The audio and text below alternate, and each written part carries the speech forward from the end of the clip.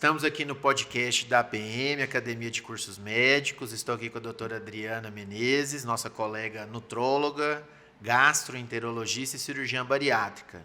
Doutora Adriana, seja bem-vinda. Muito obrigado por ter aceitado o convite. Obrigada a você, doutor Frederico. Sempre bom estar aqui, bater papo aí com vocês, principalmente quando fala de saúde. Isso, nós aqui da APM estamos tentando, fazer esses podcasts para justamente estimular os colegas a se interessarem mais pela área da saúde, a interagirem e aprenderem mais, sempre aperfeiçoando, no dia a dia e melhorando então a sua educação médica. Nós temos um tema bastante interessante, que a gente vai discutir hoje, que são os novos tratamentos, os novos medicamentos para a obesidade. O que você pode falar então um pouquinho antes disso, desse tema? Vamos conversar um pouquinho sobre você, como é que você resolveu entrar nessa linha aí da cirurgia bariátrica, do tratamento de obesidade, o que te levou a isso? Desde a faculdade eu me interessei muito por obesidade, só que eu queria fazer cirurgia. Então eu já entrei num centro de cirurgia que trabalhava com obesidade. Eu fiz minha residência médica na Beneficência Portuguesa de São Paulo.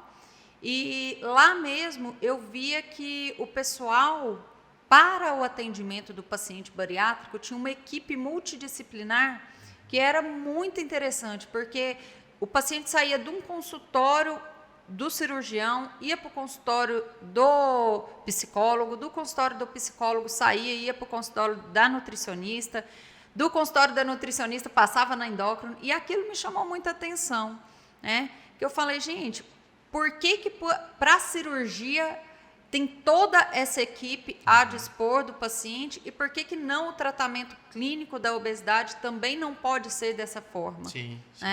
Então, foi quando me chamou a atenção em fazer o quê? Um tratamento clínico de obesidade, multidisciplinar, Mas, para isso, eu precisava fazer nutrologia, eu precisava entender melhor da nutrição, mesmo porque uma questão importante, muita gente fala, nossa, como que você é cirurgiã e nutróloga? Não tem nada a ver. Eu falo, gente, não tem como a gente operar um paciente se não tiver nutrido. É mais difícil. Os resultados vão ser melhores, Justamente. A gente tem que saber aí, tanto indicar quanto contraindicar uma cirurgia. Isso vai depender muito da nutrição do paciente. Eu acho que você falou isso, extremamente importante, Eu tinha um professor que falava que o grande cirurgião é aquele que sabe contraindicar uma cirurgia, falar assim, não, no seu caso não precisa operar, e não sair indicando cirurgia para todo mundo que seria, vamos resolver tudo com essa técnica, com essa cirurgia. Acho que você tem que entender realmente as opções, pesar o risco-benefício para cada paciente e tentar ver o que é melhor para cada um. E para você melhorar o seu resultado, você tem toda essa dinâmica dentro do tratamento clínico ou cirúrgico, várias especialidades, várias áreas de atuação, acho que realmente o resultado vai ser bem melhor para o paciente. Sim, e isso que você falou do seu chefe ter falado isso, a gente sempre vem os nossos chefes na cabeça falando isso. Ele me falava isso também, o doutor Arthur Garrido, que era o dono do serviço, Ele falava, a gente já chegava assim, nossa, esse paciente tem que operar, já é cirúrgico, naquela afobamento de estudante, Ele, quanto está a albumina do paciente? Eu falei, doutor Garrido, a albumina do paciente, o paciente tem que operar. Ele, se você não souber a albumina do paciente, você está fadado a ter um mau resultado ou até mesmo o paciente a óbito. Isso, muito pior você operar ele agora, mesmo sabendo que ele está muito grave, do que esperar alguns dias e, às vezes, conseguir recuperar a albumina do paciente. E aquilo foi me chamando a atenção e foi quando eu decidi fazer nutrologia dentro da Beneficência Portuguesa mesmo, no GANEP, que é o Grupo de Apoio à Nutrição Enteral e Parenteral.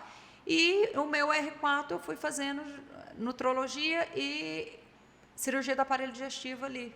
Tudo era no mesmo local. O grande boom da cirurgia bariátrica, para obesidade, tem o quê? Uns 20 anos, por aí? Uns 30 anos? Foi isso. O Dr. Garrido começou na década de 90, Uns 30 anos, mais ou menos. Né? Aqui em Goiânia, se não me engano, o Dr. Leonardo Emílio começou em 98, se não me engano. E então nós já estamos aí com uns 30 anos. 30 anos, né? 30 anos. E nessas 3 décadas, né, de cirurgia bariátrica, a gente viu que várias técnicas, né, surgiram, foram melhorando. Quantos por cento do peso corporal uma pessoa pode perder fazendo uma cirurgia bariátrica? Vai depender do tipo de cirurgia bariátrica, né? Mas o natural é o paciente perder em torno de 30% do peso corporal. Em média, 30%. Em média, 30%. Antes, então, se ele pesa 100, ele iria para 70 quilos, isso. Mais ou menos. Seria mais ou menos isso. Mais ou menos isso. Mas o grande pulo da cirurgia bariátrica não é a perda de peso, porque quando a gente fala isso, o pessoal fala, nossa, de 100 para 70, eu já vi N pessoas que fizeram isso sem cirurgia bariátrica, eu não preciso disso. O grande pulo da cirurgia é o quê? Resolver os problemas metabólicos do paciente, coisa que às vezes a gente não consegue resolver perdendo peso de má qualidade, certo. Quando a gente perde e não ter sustentação. Quando perde massa muscular, né? Justamente. Só que o negócio, a cirurgia bariátrica também você vai perder um pouco de massa muscular. Mas o negócio da cirurgia bariátrica, ela te dá sustentação desse peso perdido. Ao longo do tempo. Coisa que medicamentos às vezes não dá. Que é o que a gente vai discutir dos medicamentos também vamos falar. Mas a cirurgia bariátrica, o ponto importante que vai até linkar com o que nós vamos falar dos medicamentos. Ela faz um desvio intestinal e isso a comida vai chegar muito mais rápido no intestino distal, que é onde nós fazemos a liberação do GLP-1. Né? Nós temos os hormônios do intestino proximal e temos os hormônios do intestino distal. Os hormônios do intestino proximal, quando a comida cai muito rápido ali no duodeno, que é um grande problema. Né? O grande mal da nossa alimentação hoje é a rápida chegada da comida ao duodeno. Certo. E a partir do momento que a gente faz a cirurgia bariátrica e desvia o duodeno e a comida cai lá mais rápido no intestino distal, você faz uma liberação maior de GLP-1. Então, a cirurgia bariátrica mexe com essa incretina.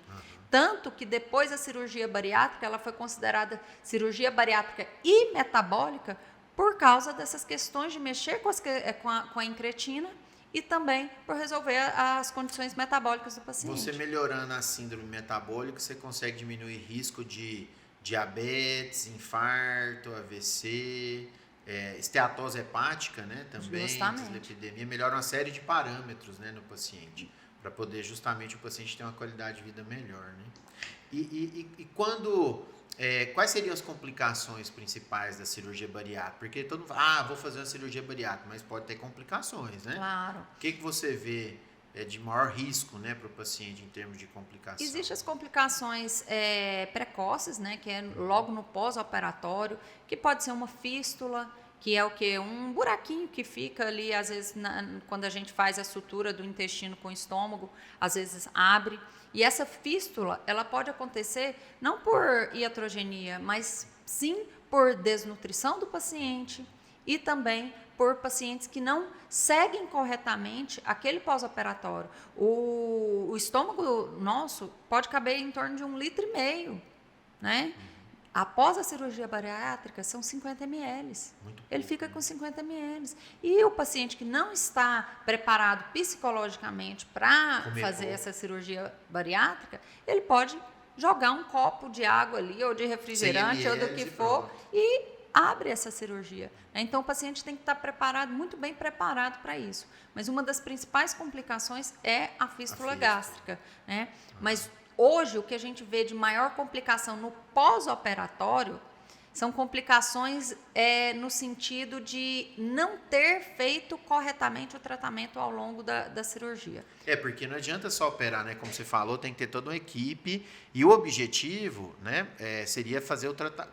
Porque mesmo o paciente operado, você vai ter que continuar o tratamento da obesidade, né, do metabolismo. Então, esse paciente vai ter que ter uma nutrição adequada, atividade física, um acompanhamento psicológico, né? Porque senão o reganho de peso vem também para a cirurgia bariátrica. Justamente, hoje a gente observa muito isso. Né? Hoje nós temos um índice muito alto de reganho de peso pós-cirurgia bariátrica, porque ele não mudou a vida. né? A cirurgia bariátrica te dá ali em torno de 2 a 5 anos para você mudar a sua vida. Nos 2 primeiros anos, você pode fazer o errado que for em relação à alimentação, que você vai Continuar magro. Continuar magro e perdendo, às vezes até perdendo. Mas depois disso, se você não mudou sua vida, você vai ter o reganho de peso. Ela é uma ferramenta ali para te dar a oportunidade de mudar a sua vida. Porque quando o paciente está ali na obesidade mórbida, né, da indicação da bariátrica, é uma bomba relógio, né? Como que eu vou indicar atividade física para um paciente desse? Ele pode ter uma complicação aguda, mais importante, tipo um infarto, um AVC, né? Desenvolver uma doença mais grave, um diabetes. Então, a bomba relógio você está tentando desarmar. Mas, ao longo do tempo, se o paciente não for comprometido com esse tratamento clínico também, né, de atividade física contínua, perda de peso, se não continuar, ele vai continuar tendo hábitos errados e pode ganhar, né, novamente. Vai vir o reganho de peso. Vai vir o reganho de peso. E dentro dessa visão, né, assim, global do paciente, que a gente está falando, do tratamento não medicamentoso e não cirúrgico, né, que é o mais importante e é o que vai sustentar o peso do paciente, a qualidade de vida dele ao longo do tempo. Falamos do tratamento cirúrgico, né, da bariátrica e algumas técnicas. E do ponto de vista de medicamento, né, o que a gente tem que pode ajudar os pacientes? Então, a gente tem medicamentos mais simples, medicamentos controlados. Agora chegaram os injetáveis, né, nesses últimos 5, 10 anos, estão chegando os injetáveis no mundo, estão cada vez desenvolvendo mais. Eu lembro que um dos primeiros era o Orlistat, né, e o Morozil. Explica como é que funciona esses comprimidos no nosso organismo para a gente perder peso. Um dos primeiros aí, o Orlistat, ele veio junto até na época com a sibutramina. Teve um grande estudo que fez a associação sibutramina mais Orlistat. Sibutramina é um medicamento de ação central, né, e que ela costuma aumentar um pouco o seu metabolismo também. Então, ela não só tira a sua fome, como ela aumenta um pouco o metabolismo. Né? Só que a sibutramina, ela tem essa ação central e fazendo aí alguns pacientes ter, inclusive, taquicardia, mal-estar. Então, hoje, eu praticamente assim não vejo mais prescrição de sibutramina. Ela traria problemas cardiológicos. Cardiológicos. E crises de ansiedade também em muitos pacientes. Né? E o Orlistat, ele já é um medicamento que inibe a absorção de gordura. Eu, particularmente, não gosto do uso do Orlistat, por quê? Porque nós temos tanto gordura boas quanto gorduras ruins na alimentação. As gorduras ruins você deve tirar da alimentação. Você não tem que colocar um medicamento para inibir 30% da absorção. Porque o Orlistat é melhor não ingerir. Né? É melhor não ingerir. E a gordura boa que eu tenho que consumir, eu vou estar perdendo esses 30%. E o que eu perco junto com essa gordura? Todas as vitaminas lipossolúveis. Vitaminas A, D, E e K. E nós estamos aí podemos dizer, uma epidemia aí de deficiência desse tipo de vitamina. Principalmente aí a vitamina D. Sim. Né? Então, eu usando o Orlistat, eu vou diminuir mais ainda a vitamina D do paciente. E outra coisa também, hoje nós temos pacientes com uma saúde digestiva muito ruim. E o Orlistat, ele inibindo a absorção de gordura, gera sobras ali no intestino, gera gordura sobrando ali no intestino, vai fermentar. Tudo que fermenta dá desconforto, gases, distensão abdominal. Microbiota, e né, vai também. mudar a microbiota. Que é importantíssimo, né? Vai fazer uma desbiose intestinal no paciente. Então, eu praticamente também assim, não utilizo muito o Orlistat, apesar de ser um bom medicamento quando a gente fala em perda de peso isolado. E o Morozil? O Morozil, o bacana dele é que hoje a gente fala muito em nutrigenética, né? Nós temos aí vários dados que conseguem entender por que um paciente perde peso com a mesma dieta que outro paciente não perde. Por quê? Porque nós somos indivíduos únicos e nós temos um gene diferente de outro. E o Morozil, ele age em alguns genes, alguns polimorfismos genéticos da obesidade. Então, para quem tem os polimorfismos genéticos relacionados aí a essa modulação com morosil, o resultado ele é muito bom, principalmente em perda de gordura abdominal. Certo. Então, eu acabo usando em pacientes, mesmo não tendo teste genético em mãos, mas para alguns pacientes os resultados realmente são muito bons, são melhores. Você falou da sibutramina, né, que tem ação central. Eu lembro que a própria Vigilância Sanitária, o CFM, um tempo atrás, condenaram também os anfetaminas, né? O Fempreporex, algumas drogas que tinham essa ação de aumentar o metabolismo. Elas podem ser usadas, voltaram, estão no seu dia a dia? Como é que sempre a gente fala que pode, aí amanhã fala que não pode. Aí hoje fala que não pode, amanhã liberou. Então sempre fica nessa... É controverso.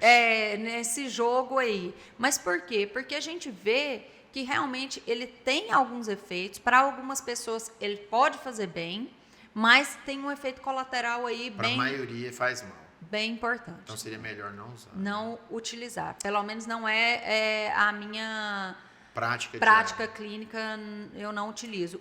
A gente vê muito o pessoal usando o Venvance hoje. Isso, aí ia falar de outras drogas controladas, como o topiramato e a bupropiona. A bupropiona e o Venvance. Como é que eles funcionam? O Venvance, ele também está nessa... O Venvance é para TDAH, né? Justamente. É distúrbio de atenção. Distúrbio de atenção. Só que ele acaba tirando a fome e a perda de peso realmente é bem importante. Mas ele não é um medicamento liberado para obesidade. Qual que seria o problema de usar ele, assim, no médio e longo prazo? Seria essa ação devido ser ação central, de crises de ansiedade, de realmente a parte cardiológica também, palpitações, né? Então, eu acredito aí que o Venvance ele tem seu efeito, tem muitas pessoas que têm bom efeito, mas tem que ter a boa indicação dele associada, e não somente por obesidade, né?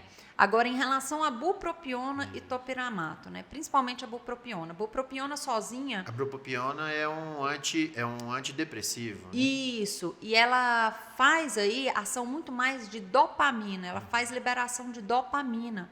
Então, pacientes que são dopaminérgicos, que são aqueles pacientes que são super obesos, que têm um certo grau de compulsão, a bupropiona encaixa muito bem. Eu tenho um resultado muito bom com a bupropiona, principalmente se associada ao naltrexone, que é o medicamento contrário, né? Esse medicamento já vem em associação da bupropiona com o naltrexone. Só que também tem alguns efeitos colaterais, como cefaleia, né? Mal-estar, às vezes dor pelo corpo. Tem pessoa que tem até dor no corpo com a bupropiona.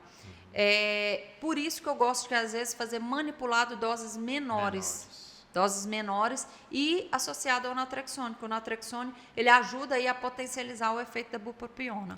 Né? E o topiramato é mais para compulsão também. Mas ele é um anticonvulsivante para enxaqueca? Também. Ele também é utilizado aí para migrânia, né? E a gente usa muito o topiramato associado à noite para melhorar essa compulsão noturna e também melhorar a qualidade de sono. Ah, legal. No seu dia a dia lá no seu consultório, né, como é que você... Conta pra gente como é que você faz assim, a avaliação do paciente. Você usa o exame físico, bioimpedância, composição corporal? Conta pro pessoal que está nos escutando aí, né, no nosso podcast, como é que você faz? Para avaliar o paciente em relação ao tipo de medicamento, vai ser mais com exames laboratoriais e a anamnese. Né? Mas a rotina como que é? O paciente chega no consultório, faz a bioimpedância, tem que estar no protocolo correto para fazer a bioimpedância. Eu gosto muito da bioimpedância, não pelo número que ela dá, mas pela praticidade. Porque quando a gente fala em um número mais fidedigno de percentual de gordura corporal, aí nós temos que falar da densitometria de corpo inteiro. A composição corporal. Justamente. E é o mais fidedigno quando a gente fala, você tem 20% de gordura corporal, é muito mais fidedigno. É o padrão ouro, né? Justamente. Só que a bioimpedância é muito mais prática, mais barata. A gente consegue fazer Já com tá uma ali dentro do frequência consultório, melhor. né? Faz rapidinho. O DEXA não é um exame inócuo também, querendo ou não, tem radiação, Tem um pouquinho de radiação. né? Então não é um exame que eu vou poder fazer a cada 15 dias, 30 dias, não né? tem jeito. Então, e nem faz sentido também Sim. ficar fazendo isso, Sim. né? Já a bioimpedância se torna mais prática nisso.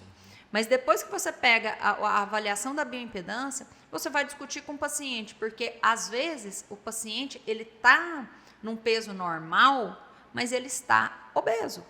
Ah, mas como assim? É o que nós já chamamos de obesidade sarcopênica. Inclusive, nós fizemos Ele tem pouco músculo e muita gordura. Muita Justamente. massa gorda e pouca massa muscular. Porque hoje o diagnóstico de obesidade ele é mensurado pelo IMC. IMC de 20 a 25 é o normal. De 25 a 30, sobrepeso. Acima de 30, obesidade. Né? Nós fizemos 40 seria obesidade mórbida. Ou grau 3, ou grau 3, né? E entre 35 e 40, obesidade grau 2. Né? E nós fizemos um estudo, até foi com os alunos da Unifam. Pegamos todos os nossos pacientes lá do meu consultório, fizemos a estatística de quantos pacientes que estavam com IMC normal, mas que estavam obesos pela bioimpedância. E a gente viu que pelo menos aí 30% dos pacientes que estavam com peso normal, eles estavam acima do peso. Como que acima em relação ao percentual de gordura corporal? Como que um paciente com peso normal tem um percentual de gordura aumentado? Devido à diminuição de massa muscular, sarcopenia. Pessoas jovens, mulheres de 20, 30 anos. Sim. Então, é até uma frase que vocês falam dentro do osteometabolismo, né? A osteoporose, ela é uma doença da terceira idade, mas que começou lá na infância e adolescência. Na infância. No pico de massa óssea, né? Na infância. Então, essa pessoa que está lá com 20 anos com sarcopenia já está ali cravando até mesmo uma osteoporose no futuro. Né? E a gente sabe que o músculo que é o que te dá saúde. Ele é um dos maiores órgãos aí que faz liberação hormonal a favor do emagrecimento. Né? Quanto maior a massa muscular, melhor, né? O metabolismo, tudo. E então, dentro dessa avaliação, você costuma fazer, então, a bioimpedância, alguns casos a composição corporal, exames laboratoriais, alguns casos teste genético, né? Aí você vai definir o melhor tratamento, se vai ser cirurgia, se vai ser um tratamento não medicamentoso, se vai ser medicamentoso, se vai ser dois desses tratamentos, né? Você vai acabar decidindo assim. Eu acho que uma coisa bem importante e que às vezes não é falado, doutor Frederico, às vezes o paciente tem a indicação de fazer um tratamento cirúrgico, ou ele tem a indicação de usar esse medicamento, mas ele não está no momento nem na disposição daquilo ali. Hoje, nós precisamos colocar o paciente como coautor do tratamento. Sim. Tudo tem que ser feito ali a 4 mãos. Tem que estar comprometido, né, com o tratamento. E se o paciente não, mesmo com a indicação, se ele não estiver dentro do tratamento, não vai ter resultado. Que é o que está acontecendo muito aí com as canetas emagrecedoras. Isso, vamos falar um pouquinho desses tratamentos, né, que são mais novos. Inclusive, eu estava lendo um artigo sobre automedicação, que os maiores medicamentos, né, vendidos espontaneamente nas farmácias sem receita médica. Então, os primeiros são para dor, né, os analgésicos. Então, você tem lá anti-inflamatório, analgésico simples, relaxante muscular. Que a pessoa chega, está com dor, compra algum analgésico ali. E, em segundo lugar, por incrível que pareça agora, são os medicamentos para emagrecimento. Né? Eles têm um custo, a gente vai falar do custo deles, mas as pessoas estão chegando na farmácia sem receita médica e comprando o medicamento. Estão usando o medicamento sem orientação, sem uma avaliação prévia, como você falou, se vai funcionar, se não vai, qual o melhor tratamento, quanto tempo, o que tem que fazer junto. Né? Porque também o remédio, como a cirurgia, não é só fazer, não é só tomar. Vai ter alguns detalhes que podem fazer com que não dê certo. Né? A gente vai falar dos efeitos colaterais, mas eu estava lendo então que a gente tem vários tipos, né, de medicamentos. Eles começaram com os medicamentos para diabetes, né, essas injeções. O tratamento inicial, na verdade, era para diabetes e se observou uma perda de peso. Então, hoje a gente tem 3 que são importantes, né, que é a liraglutida, que você tem o Victoza e o Saxenda. A gente tem a semaglutida, que aí você tem o Ozempic e o Rybelsus. E a gente tem um que está chegando agora no Brasil, que não foi aprovado aqui ainda, foi aprovado ano passado nos Estados Unidos, que é a tirzepatida, né, que lá chama Mounjaro. Então, a gente podia conversar um pouquinho sobre esses produtos. Você até falou que o paciente bariátrico, ao levar o alimento mais rápido para o intestino distal, você está estimulando a liberação de mais GLP-1. E essas injeções todas estão envolvidas no GLP-1, né? O que é isso? O que é o GLP-1? E foi liberado recentemente também o Wegovy, que é a semaglutida, só que é somente a dosagem que é diferente do Ozempic, né? Que é um pouco maior. Então, o Wegovy, sim, já foi liberado. Para obesidade. Para obesidade, mas ainda não chegou no Brasil também. Mas o Brasil já liberou, mas ainda não chegou. Entendi. GLP-1, ele é uma incretina. O que é uma incretina? É um peptídeo que age ali melhorando o metabolismo, mexendo no metabolismo da glicose. E isso pode fazer de uma compensação em várias partes do corpo, porque nós temos receptor de GLP-1 tanto no coração, quanto no cérebro, quanto no trato gastrointestinal. Né? E o GLP-1 no estômago, o que ele faz? Ele diminui o esvaziamento gástrico. Então, é como se você tivesse acabado de comer. Você fica cheio, né? Você está saciado. Plenitude. Então, aquela sensação de cheio sem ter comido. Aí você não quer comer mais. Aí você não quer comer. E daí a importância da gente utilizar esses medicamentos. Nem vai caber um espaço para sobremesa, então. Por isso que vai emagrecer. Se não couber só a sobremesa, tá bom. O problema é que tem gente que vai utilizando aí sozinho e acaba não comendo nada. Fica o dia inteiro sem comer, começa a vomitar, aí entra os efeitos colaterais ruins desses medicamentos. Náusea, vômito, não consegue comer nada o dia inteiro, vai perder peso? Claro, mas é à custa de saúde? Não é. Eu gosto muito de utilizar os análogos de GLP-1, eu acho que são realmente medicamentos que vieram aí para somar, né? Ajudar bastante. Foi uma revolução realmente aí nos medicamentos para a obesidade.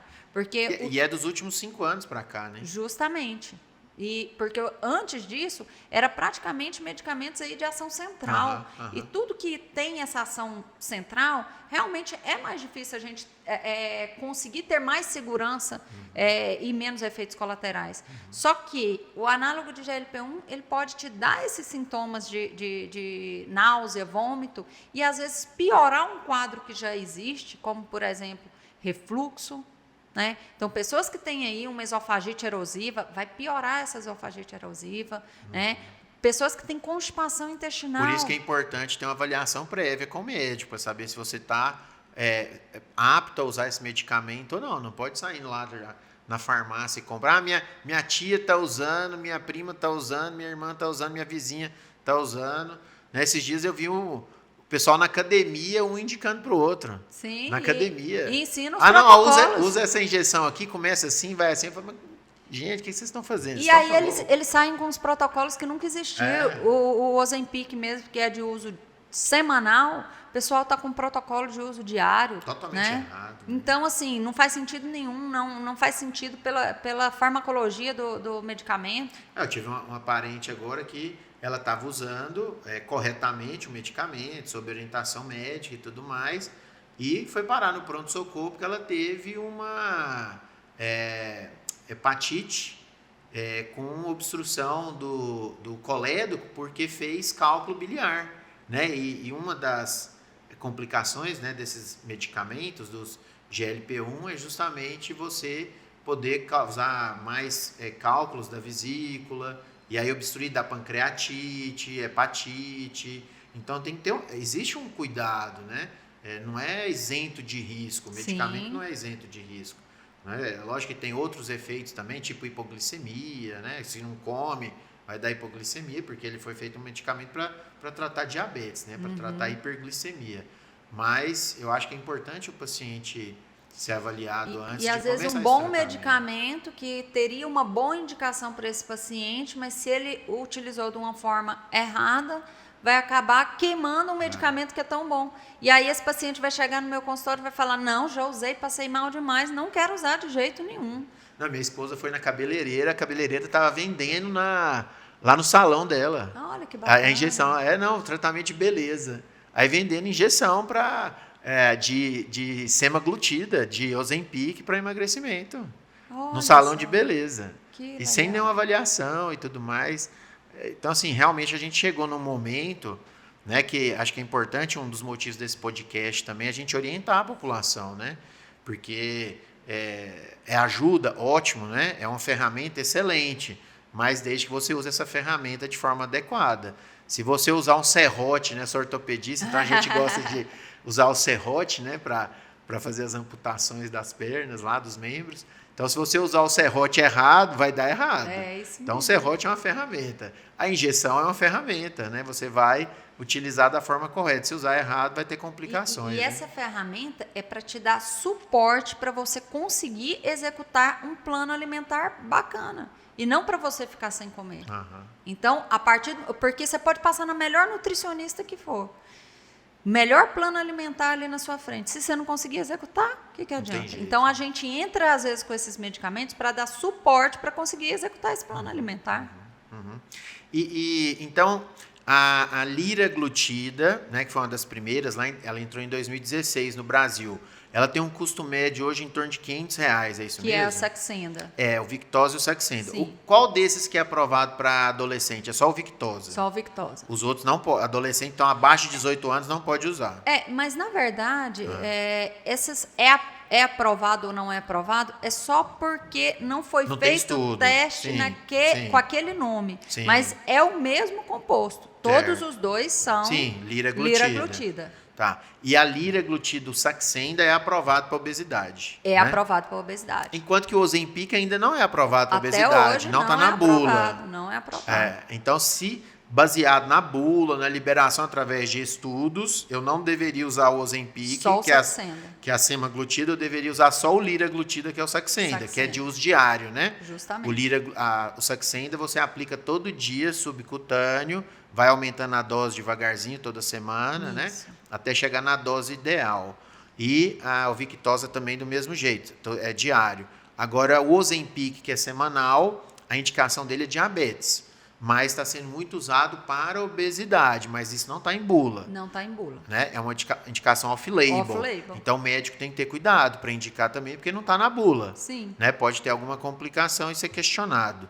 E esses outros que você falou, o Egove é a semaglutida também. É o mesmo do Ozempic, mas semaglutida. aprovado para obesidade. Mas aprovado para obesidade numa dosagem muito maior. Certo. Muito maior. O ajuste vai sendo feito também mensalmente, né? Porque ele é uma vez por semana. Sim. Você usa a mesma dose durante uma semana, aumenta, depois aumenta mais um eu pouquinho. normalmente não tenho esses protocolos fechados, porque cada paciente realmente Adapta responde de uma maneira. de uma forma. Então, Certo. eu acompanho os pacientes semanalmente para quem está fazendo uso de... Para ver se pode aumentar ou não. Para ver se pode aumentar ou não. Eu que Tá. realmente vou orientando a aumentar cada vez ou não. Você falou que o Egove não está no Brasil ainda. Ainda não chegou, mas a Anvisa já liberou. O Ozempic custa em torno de uns R$1.000 por mês. Tem a caneta de 0,5 e a caneta de 1 miligramas, né?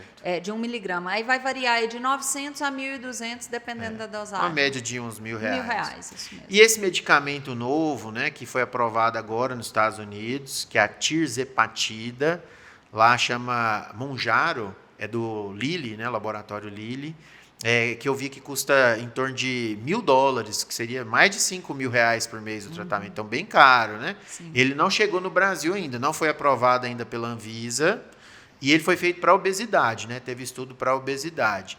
Então, também estava vendo que o Saxenda, você consegue perder em torno de 10% do peso corporal com o tratamento adequado, o Ozempic em torno de 15%, e esse novo, que é o Mounjaro, que é a tirzepatida, seria em torno de 20% a 25%, né? Que seria o dobro do Saxenda, por exemplo, né? O dobro de perda de peso. Então, em torno de 20% a 25%. E que ele tem um mecanismo diferente, né? Aqui o Saxenda e o Ozempic atuam no GLP-1, que você já explicou o que é. De GLP-1. Isso, mas que além de atuar no GLP-1, esse Mounjaro, o tirzepatida, atuaria também no GLP-1 e no GIP, né? Que é um peptídeo também insulinotrópico. O que é o GIP? O que ele faz ali? O que esse GIP faz? Ele é um hormônio já de liberação ali no intestino proximal, né? Ele também é uma incretina, mas ele não dá essa sensação de saciedade que o GLP-1 faz. Deve ser por isso que esse medicamento ele tá tão bom. Ele pegou os dois mecanismos. O GIP seria a atuação mais na insulina. Na insulina. Lá nas células do pâncreas. Isso. Entendi. Aí ele tem um potencial de efeito melhor. Inclusive lá nos Estados Unidos, né?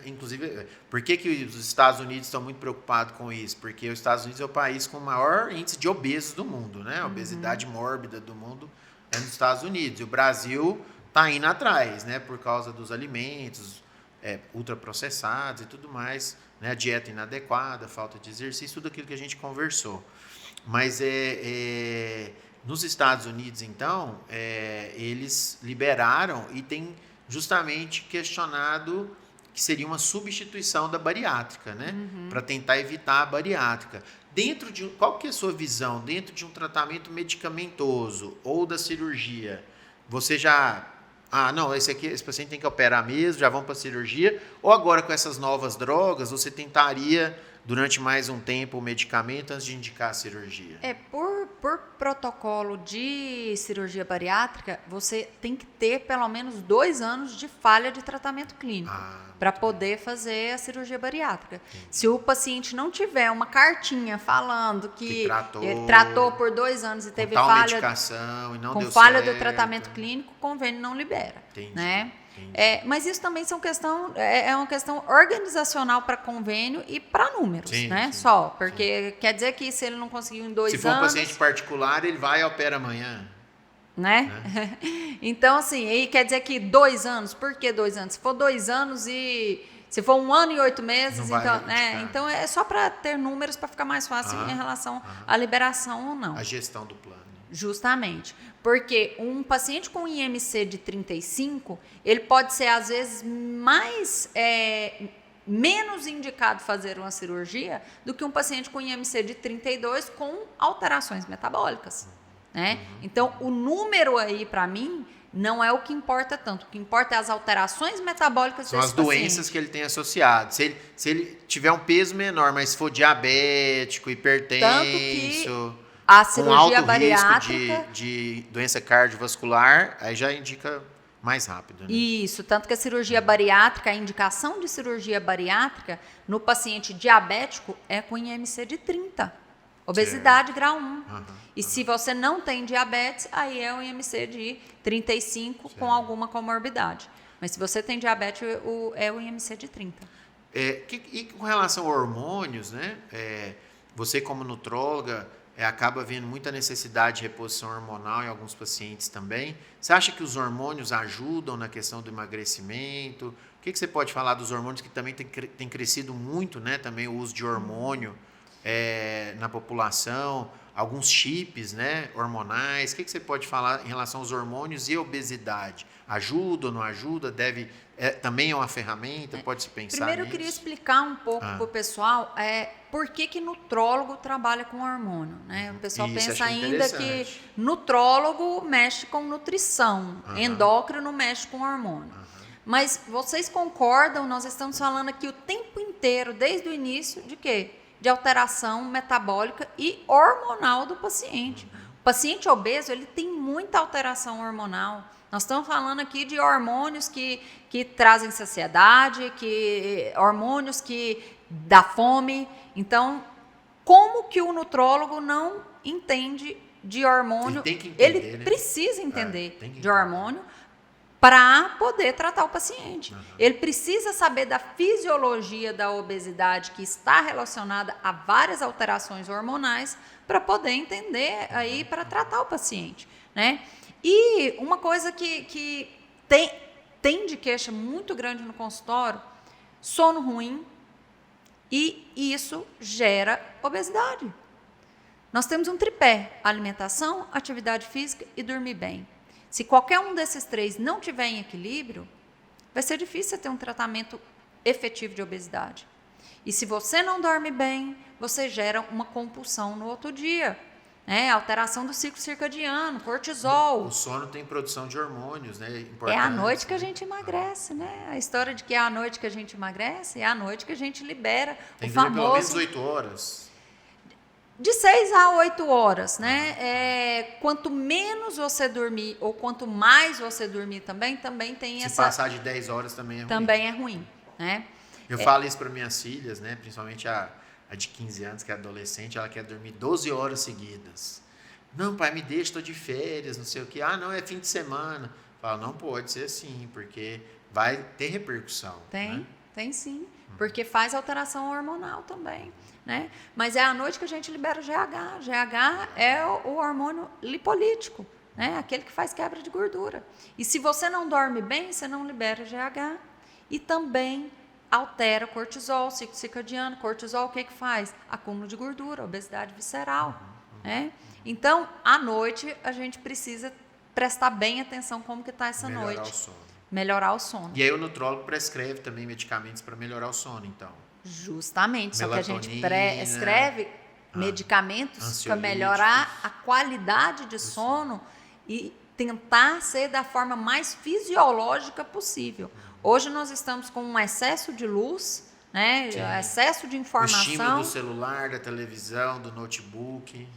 E isso inibe a nossa produção de melatonina. Então, é mais inteligente nós tentarmos colocar na fisiologia normal, né? Então, é o quê? Tentar suprir essa falta de melatonina através de ou via oral ou sublingual. Você ou dosa pelo no menos... sangue a melatonina? Não, a gente uma vê mais reposição pela clínica mesmo. Mas uma saída boa para quem não tem como não trabalhar com luz à noite é utilizar alguns óculos que tem bloqueador de luz azul, né? Com lente bloqueadora de luz azul. É uma lente que não é cara. Você coloca, eu não uso óculos. Faz um óculos só para ter essa lente de bloqueador. E quem já usa óculos põe esse bloqueador. Essa lente de bloqueador. E em celulares, normalmente, tem como você ir nos ajustes dos aparelhos para poder bloquear a luz azul. Legal. Né? Então, ela atrapalha o emagrecimento. Atrapalha. E aí, a hora que, às vezes, a gente está numa bagunça total nesses hormônios e que a gente precisa, às vezes, repor alguns hormônios. Pois é, você estava falando que o nutrólogo tem que saber de hormônio, então tem que saber do GH, da questão do GH, da melatonina. O que mais que você acha que é interessante? Testosterona, algum outro hormônio? Vai ser a hora que a gente linka com o pessoal da ginecologia agora. Né? Estradiol, progesterona, testosterona. Falando em sono, a progesterona é aquele hormônio que te ajuda, te seda, né? Te dá uma tranquilidade para dormir. Por que grávida tem muito sono? Progesterona está lá no alto. Então, paciente que não tem útero, normalmente, ginecologista não prescreve progesterona porque acha que não tem a necessidade ginecológica. Mas nós temos receptores de progesterona em outros locais. Então, é a hora que, às vezes, a gente entra com uma progesterona à noite para um paciente desse e ele começa a perder peso porque melhorou o sono, né? E vai ter uma qualidade de vida melhor e agora sim ele vai conseguir treinar. É um ciclo. A partir do momento que você dorme melhor, você consegue estar mais disposto no outro dia para executar aquilo que ele se propôs a fazer, que é perder peso. Com certeza. Muito bem, doutora Adriana. Acho que foi muito bom, né, a nossa conversa. Acho que esclareceu bastante essa questão da obesidade, vários tópicos, né, que a gente levantou. Queria agradecer muito sua presença aqui. Muita coisa para falar, né? Mas é muita coisa, né? A gente está fazendo aqui um bate-papo aqui de 30, 40 minutos, né? Mas para você aprofundar no tema, tem que fazer a pós de nutro, né? De nutrologia, da PM, estudar a questão dos hormônios, toda uma discussão, né? Importante que você coordena aqui com a gente. Então, acho que foi muito interessante para a gente abordar esse tema e tentar esclarecer os colegas médicos, a população de uma maneira geral, do ponto de vista de saúde, né? Sempre buscando trazer saúde para a população. Muito obrigado, viu, pela presença. Obrigada a vocês pelo convite. Tá, já, um abraço.